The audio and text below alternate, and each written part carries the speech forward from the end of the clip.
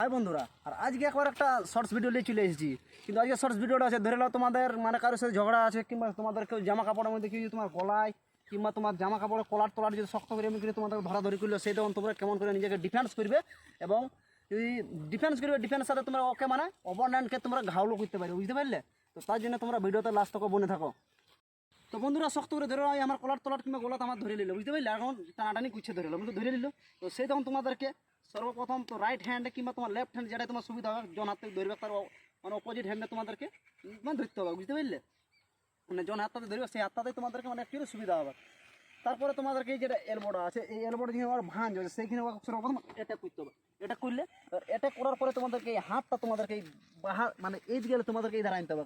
আর এইখানে যেটা আবার গলাটা আছে, গলাটা শক্ত করে ধরতে হবে, বুঝতে পারলে? গলাটা ধরলে আর ধরার পরে তোমার এই পাটা যেটা আছে সেই পাটা এখানে মাঝে তোমার গিরাতে হবে। গিরালে গিরার পরে তোমরা এই যখন হাতটা তোমাদের বাজ দেবে, সেই হাতটা দিয়ে তুমি মারতে পারবে, বুঝতে পারলে? খিয়া খিয়া খিয়া।